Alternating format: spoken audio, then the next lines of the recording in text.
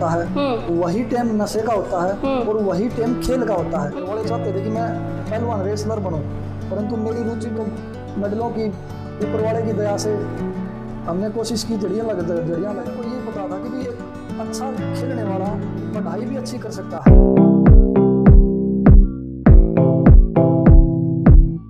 नमस्कार, मैं कांचन गुप्ता। स्वागत है आपका आपके अपने चैनल संवाद जंक्शन के विशेष कार्यक्रम वार्ता आपसे में।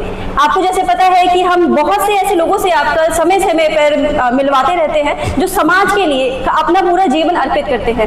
इसी सिलसिले में आज हम आपकी बात करवाने वाले हैं एक ऐसे ही शख्स से जिसने स्पोर्ट्स के लिए, खेल के लिए अपनी पूरी जिंदगी अर्पित कर दी। लोगों के लिए जो खेल में अपना पसंद रखते थे, खेल में अपना भविष्य बनाना चाहते थे, उनके भविष्य को उज्जवल करने में उन्होंने महत्वपूर्ण भूमिका निभाई है। जी हाँ, उनका नाम है सोहन सिंह। चलिए अब इनसे बात करते हैं। सबसे पहले मैं आपके दर्शकों को नमस्कार, राम राम करता हूँ। बेसिकली मैं भी एक देहात से ही बिलोंग करता हूँ, एक किसान परिवार से बिलोंग करता हूँ। और देहात में कुश्ती, कबड्डी की बात करें या किसी भी खेल की बात करें, वहाँ हर कोई बच्चा ये चाहता है कि भाई मैं खेलों में आगे बढ़ूँ। तो इसी तरह मेरा एक पड़ोसी था, वो धीरे धीरे रेस लगाया करता। एक दो और मेरे गांव के रनर थे, परंतु मेरे घर वाले चाहते थे कि मैं पहलवान रेसलर बनूं, परंतु मेरी रुचि बनी दौड़ में। उसको देख करके मैंने जैसे ही रेस शुरू की तो धीरे धीरे मेरा उस रेस के अंदर इंटरेस्ट बनता गया। जैसे ही इंटरेस्ट बना तो कारवां आगे बढ़ता गया। अच्छा, तो कई बार तो ऐसी सिचुएशन भी आई होगी कि आप आज मतलब खेल रहे हैं और हार गए हैं, तो ऐसी सिचुएशन में क्या आपने अपने आप को संभाल के रखा? देखो, हार जीत की सिचुएशन तो यदि कोई खेलता है ना, उसके अंदर उसके पास आए ही आएंगी। खेल मेरा मानना ये है पहले हार से शुरू होता है, जीत तो बहुत मुश्किल से उसको बाद में मिलती है। यदि वो एक ईमानदारी से अपने अच्छे ढंग से चलेगा तो उसको जीत पक्की मिलेगी, लेकिन जीत की खुशी भी परफेक्ट मिलेगी। सोहन जी, एक बात बताइए, घर वालों का कितना समर्थन रहा आपके साथ? घर वालों का अगर समर्थन की बात करूं तो पहले मैं इतना नहीं था, लेकिन 2010 में मैं खुद नौकरी लग गया था बिजली बोर्ड के अंदर। अच्छा। उसके बाद मैं सेल्फ चला तो मेरे मेडल आते थे। मेडल आने के बाद घर वालों ने भी मेरे को प्रॉपर इस चीज़ के लिए फ्री कर दिया कि भाई आप खेलो और इसमें जितना आगे बढ़ा जा सके आगे बढ़ो। मेरे फादर साहब हैं, वो भी पुलिस से अभी रिटायर्ड हुए हैं, उनको भी खेलों के बारे में थोड़ा बहुत ठीक ठाक अच्छी नॉलेज थी। उन्होंने भी मेरे को प्रोत्साहित किया। अभी आपने बोला कि आपको सरकारी नौकरी भी मिली थी, तो आपने खेल और पढ़ाई इन दोनों चीज में कैसे मैनेज किया था? जब मैं बीए करता था जींद जाट कॉलेज से, तब मेरे को ये पता था कि भी एक अच्छा खेलने वाला पढ़ाई भी अच्छी करता है। तो उस टाइम अगर मैं कहूँ तो मेरा खेल का लेवल इतना नहीं था, लेकिन वहाँ मेरा इंटर यूनिवर्सिटी कॉलेज में इंटर यूनिवर्सिटी में मेरा मेडल आ गया था। वहाँ जब इंटर यूनिवर्सिटी में मेरा फर्स्ट टाइम मेडल आया क्रॉस कंट्री के अंदर, उसके बाद मेरा खेल करवाना शुरू हुआ था। अच्छा। उसी तरह यूनिवर्सिटी से मुझे पता लगने लगा कि भाई खेल कैसे, कहाँ से क्या वहाँ से मेरा करवाना शुरू हुआ था।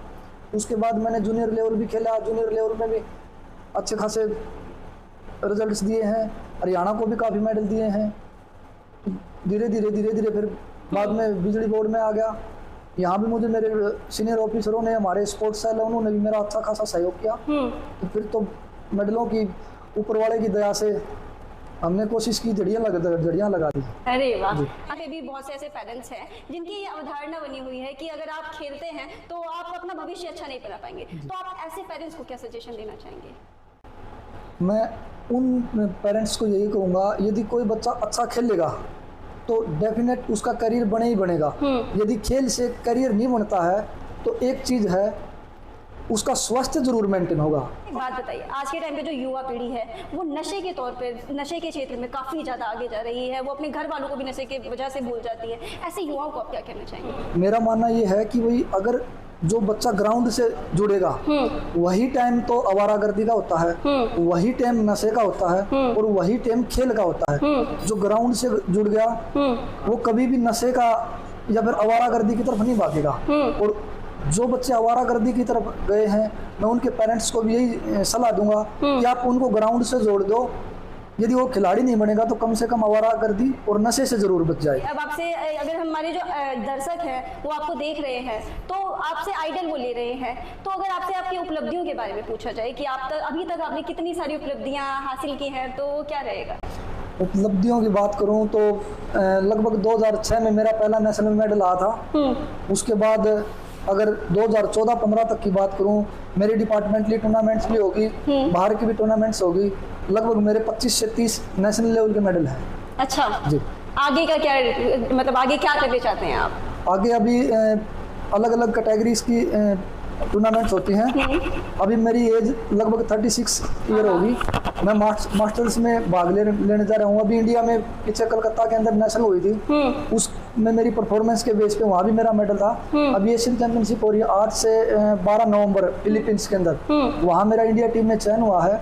वहाँ भी मैं बड़ी अभी तैयारियाँ कर रहा हूँ, कोशिश करूँगा कि इंडिया के लिए मेडल जरूर लेके आऊँ। अच्छा सर, आपका ये सफर कैसा रहा? मतलब आपके गुरु कौन रहे? अगर एथलेटिक्स हरियाणा की बात करूं, मैं लगभग 2017-18 में मुझे पता लगा कि भाई खेलों के साथ साथ हम खेलों पे काम भी कर सकते हैं।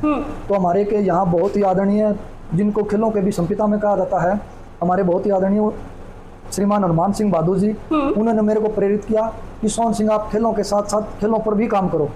उन्होंने मेरे को हरियाणा एथलेटिक्स में एसोसिएट ज्वाइंट सेक्रेटरी के पद पर मेरे को मौका दिया और मैं कोशिश कर रहा हूँ कि वहाँ भी अच्छे तरीके से उन सेवाओं को बखूबी निभाने की कोशिश कर रहा हूँ और वो निभा भी रहे हैं। मेरे एक कोच साहब होते थे श्रीमान गंगादत्त यादव जी, वो एक ही बात बोलते थे, practice make a man perfect life नहीं, perfect practice make a man perfect life. Okay.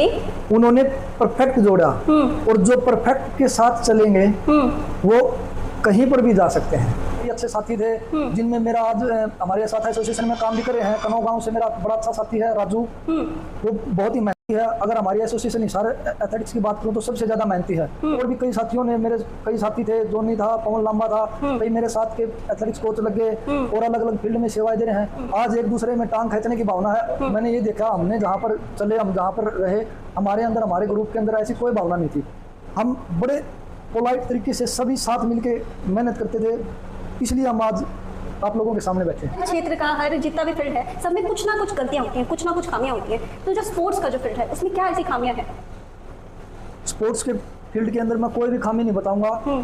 Sports में खामी वहाँ होती है, कोई जी चुराता है, कोई किसी प्रकार की चीटिंग करता है, डोपिंग जो बोलते हैं, नशे का वो, तो वही उसी बात पे आता हूँ। जो चीटिंग करता है ना, वही खामी बढ़ती हैं। सबसे पहले बात करूँ मैं डोपिंग की। डोपिंग की बात करें तो डोपिंग एक ऐसा मीठा जहर कह सकते हैं। हम अपनी अचीवमेंट लेने के लिए तो कुछ भी सोचते हैं कि भाई अगर हम कुछ एक्स्ट्रा खाएंगे हो जाएगा, लेकिन वो सबसे बड़ा उसका गलत उसकी क्या है कि भाई आने वाले भविष्य में हमने लड़कियों के आवाज़ को चेंज होते देखा है। लड़कियों के लिए हमने देखा कि जो 17-18 साल का था, वो 13-14 साल की उम्र में उसकी दाढ़ी मूंछ आती देखी है। उसका इतना बड़ा गलत प्रभाव है।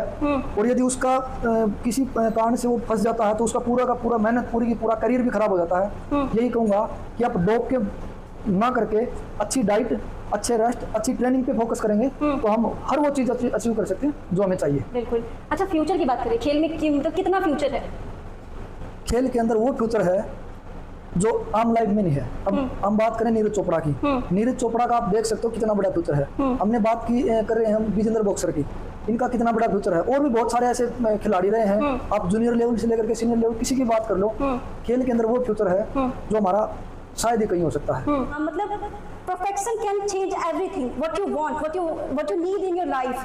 तो सर ने आपको काफी कुछ सिखाया, आपको बताया कि आप किस तरीके से खेल में अपना भविष्य बना सकते हो। साथ ही साथ सर का उनका जो स्ट्रगल रहा है, आपने उस स्ट्रगल को भी देखा। आपने ये इनके इंटरव्यू सुना है, उन युवाओं के लिए काफी ज्यादा सहायक हो सकता है जो कि खेल में अपना भविष्य बनाना चाहते हैं। साथ ही साथ आपने सुना कि जो नशे के क्षेत्र में भी जो गलत राह पे जा रहे हैं, उनके लिए भी ये इंटरव्यू बहुत ज्यादा खास हो जाता है। चलिए सर, आपसे बहुत अच्छा लगा मिलकर, आपने बहुत अच्छी जानकारियां दी। उम्मीद है कि हमारे दर्शकों को ये इंटरव्यू पसंद आएगा। चलिए, आज के लिए इतना ही। मैं आकांक्षा गुप्ता, मिलते हैं अगले कार्यक्रम में। नमस्कार।